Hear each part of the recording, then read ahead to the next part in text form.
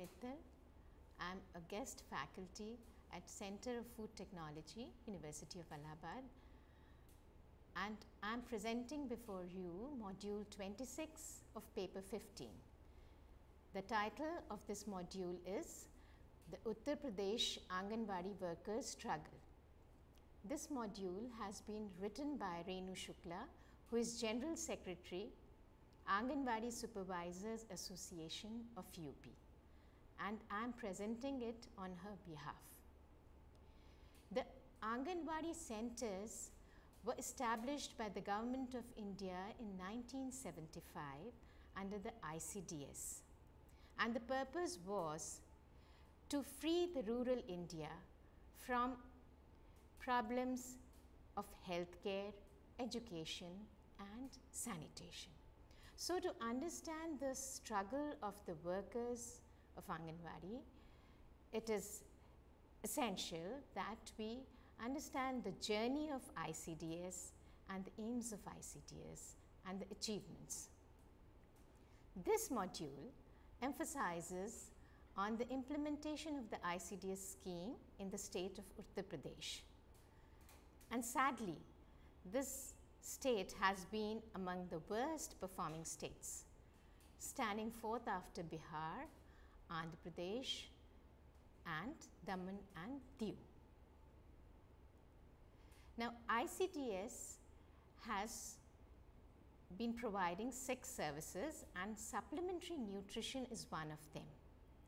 Now, under this supplementary nutrition program, the total children who are beneficiary are 2 crores, and out of these 2 crore children, 35.5% are underweight and a few of them are severely malnourished. If we compare this figure of underweight children to that of the national average, we see that the UP percentage is much higher. The national average is 28.4%.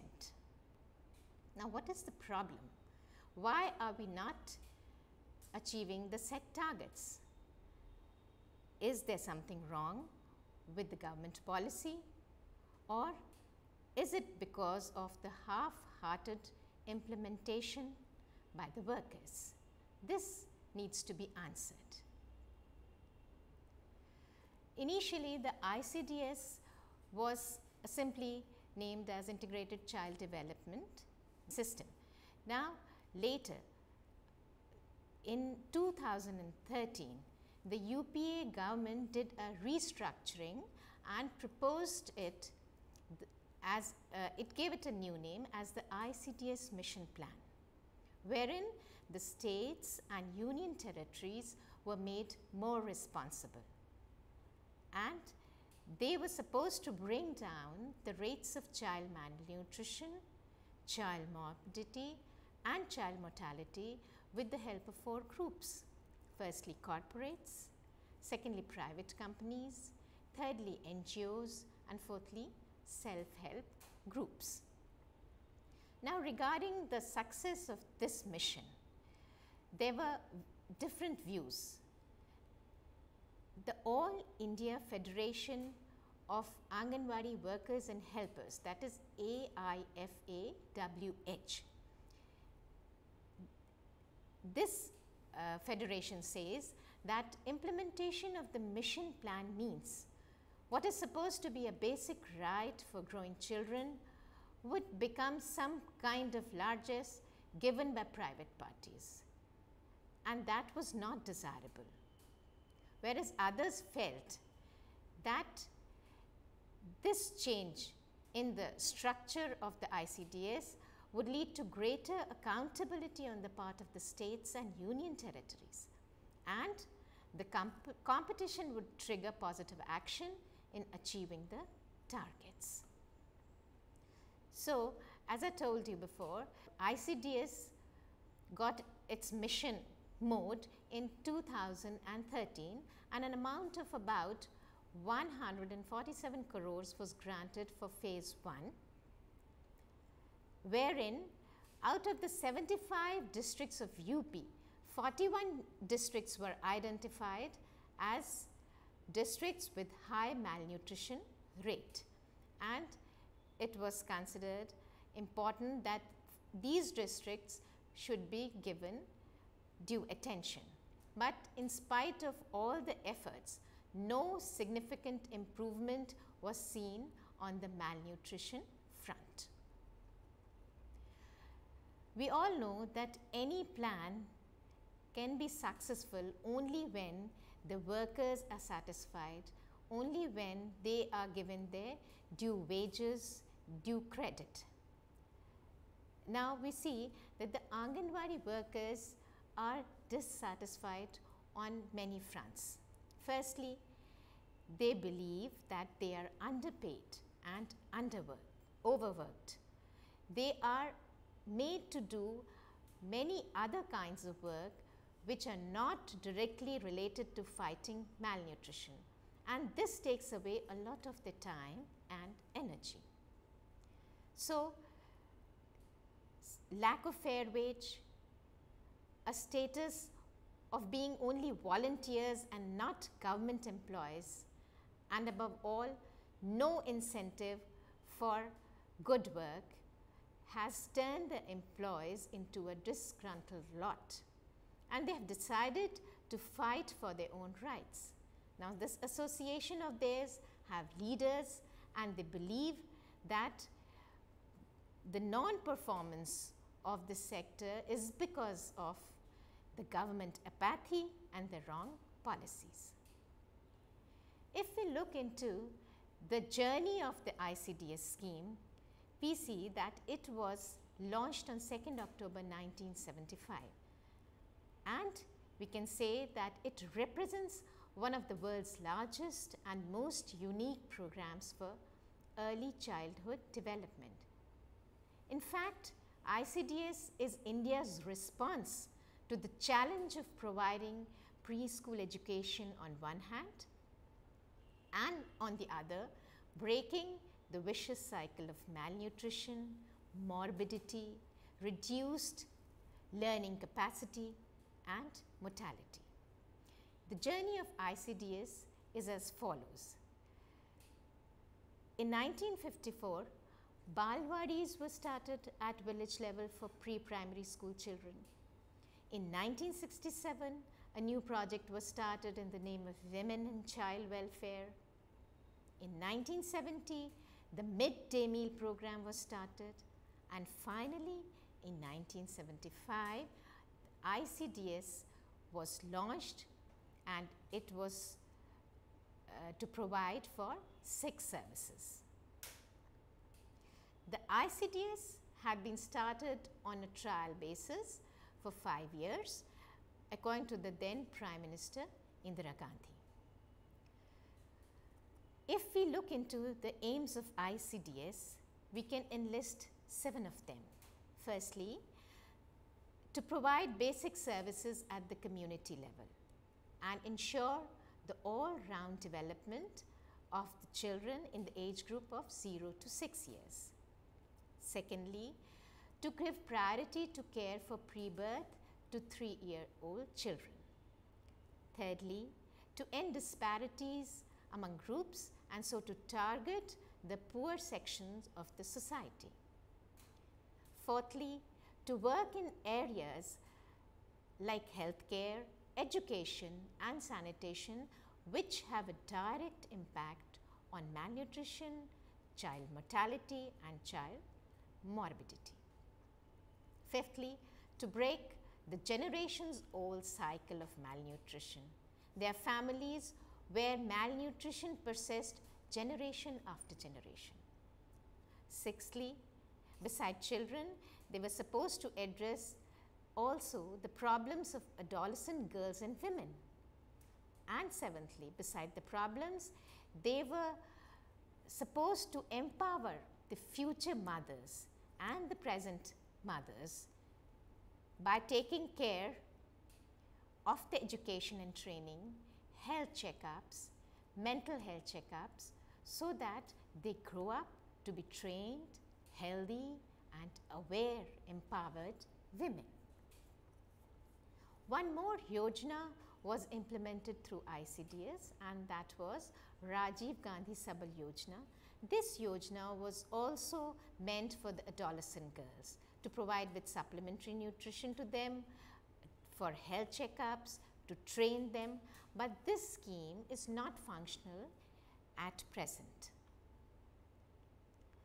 Further, ICDS is also responsible for pregnant women, their supplementary nutrition, their vaccination, health checkups, balanced diet, safe delivery, institutional delivery, and also the importance of breastfeeding. The malnourished children and mothers are referred to hospitals, and the Anganwadi supervisor herself takes them there. So that is the responsibility of the Anganwadi supervisors. One more aspect is very important regarding this program, and that is record keeping. The condition of mother and child are maintained, and this is done at the Anganwadi centers, and they are supposed to update this record every month. After the success of such projects, the government thought of universalization of the scheme, and in 2004 the ICDS was universalized, and in 2006 it was linked to food security under the direction given by the Supreme Court. This process was to be completed by 2008. That is, ICDS was supposed to construct 14 lakh Anganwadi Kendras to cover a population of around 1 billion. Although the then Finance Minister P. Chidambaram had promised to complete the process by 2012 latest, there was no proper fund allocation for this. In 2007, the Supreme Court gave a directive that the allocation for ICDS should be doubled from 4,087 crores. But again, this directive was not followed, and only a small amount of 700 crores was added to it. So we lacked at that front also. Now, if we consider the condition of ICDS in UP and the initiatives taken by UP, firstly, we would like to state that the State Nutrition Mission was set up in 2014, and 7,000 villages were adopted. Community participation was also to be ensured to fight malnutrition. But in spite of that, we know that the percentage of underweight children is very high in UP as compared to the national average of 28.4%. At present, UP has around 2 crore children which benefit from the supplementary nutrition program, while 50 lakh pregnant women and lactating mothers are covered under ICDS. But the one major problem stands. How can you think of achieving the targets when there is shortage of staff? There is a huge gap between sanctioned posts and posts which have to be filled regarding the Anganwadi workers and the Anganwadi helpers.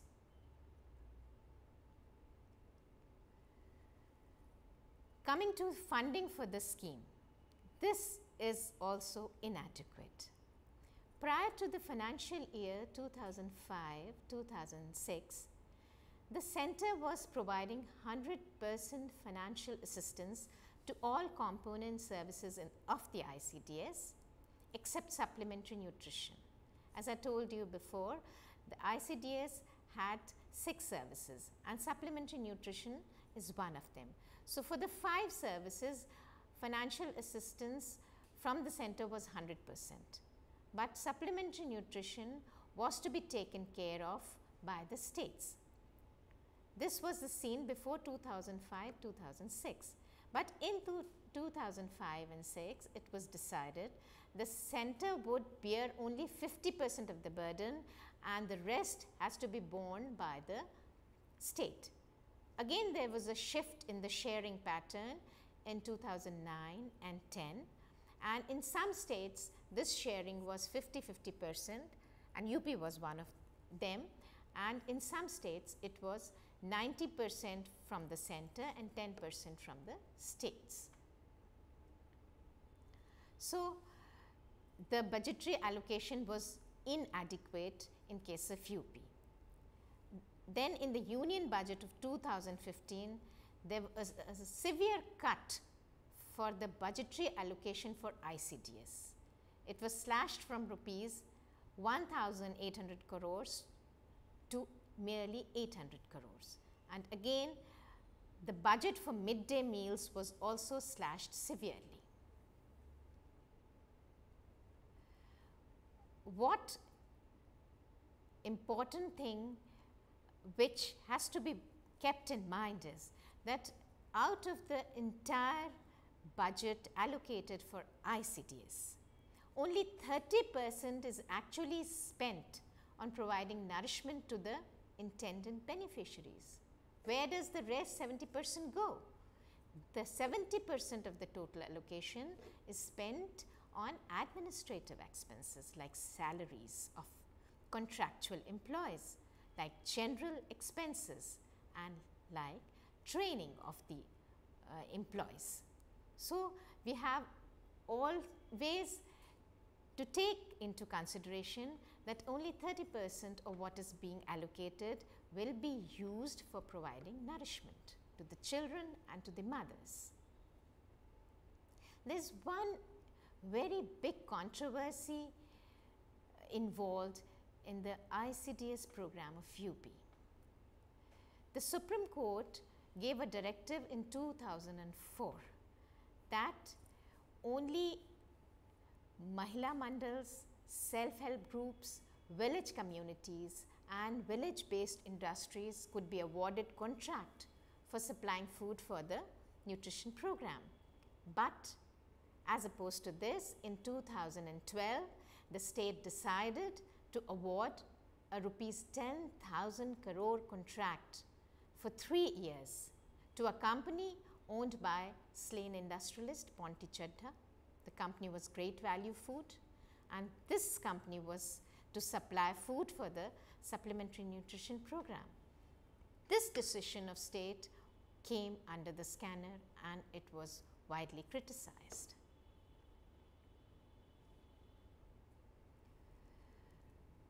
If we consider the condition of ICDS workers in UP, we can take into consideration some very important points. So far, the government at the center has not made any effort in regularizing the ICDS workers even after 40 long years. The Ministry of Women and Child Development has made it clear that the government has no plans to regularize the ICDS workers. Also, whenever there is a dissatisfaction on the part of beneficiaries, it is the workers who face the anger, the wrath of the beneficiaries. Moreover, the workers lack knowledge of the program, they lack training, which is very important. They are again victim of corruption at every level. The appointments are often made on forged certificates or through political pressures. Bribery is involved. The funds for ICDS are misused, false records are made, and there are cases of theft of food material, which is very sad. The employees are made to suffer due to overwork and multiple tasking. So, that distracts them from their original work and they do not get any incentive to work in a better manner. The ICDS guidelines are also not followed and the scheme is bogged down with bureaucratic pressures. This frustrates the employees, and this makes them disinterested in their duties. Same happens with the child development program officers and the development program officers. There are many vacant posts for them which are not being fulfilled. They have no right for decision making, and this all discourages them to perform in a better manner. There are Anganwadi supervisors also who are working in the same post for almost 30 years. And even though there are vacancies, they are not promoted. Moreover, the honorarium is extremely low and there is no incentive for sincere workers. This is all which needs to be corrected. Today, the CDPO is working on a grade pay of rupees 4,200. The Anganwadi supervisor is also very overworked. He is supposed to inspect the Anganwadi centers and see that they are functioning properly, and for this they have to cover long distances. Now, if we talk about the general problems of Anganwadi workers and helpers, we see that although there is no complaint of sexual harassment as such, but many women workers are used to allowing men to exploit them for the sake of getting favors. There are even cases of violence against these supervisors. A primary school teacher once stabbed a supervisor returning from duty in the district of Sultanpur. The fear of humiliation, punishments, and the fear of transfer make workers accept exploitation and corrupt activities. This disrupts the healthy work culture. They should be allowed to work freely without any fear. Now, one more thing is very important which needs attention, that although the ICDS is under the Department of Women and Child, there is absolutely no consideration for women workers. And according to government norms, all employees of the ICDS should be females, since the work is related to women and children only. But since 1998, 1999, recruitment of male officials, that is CDPOs and DPOs, has been allowed in the states. Officers and family members often discourage union activities and create fear of retrenchment. So, although the workers want their problems to be resolved, they do not want to join the association, and this weakens the association. So, we see that unless and until the problems of the Anganwadi workers are addressed with sincerity, unless they are given their due incentives, unless they are given proper wages, we cannot expect the ICDS program to be successful. Thank you.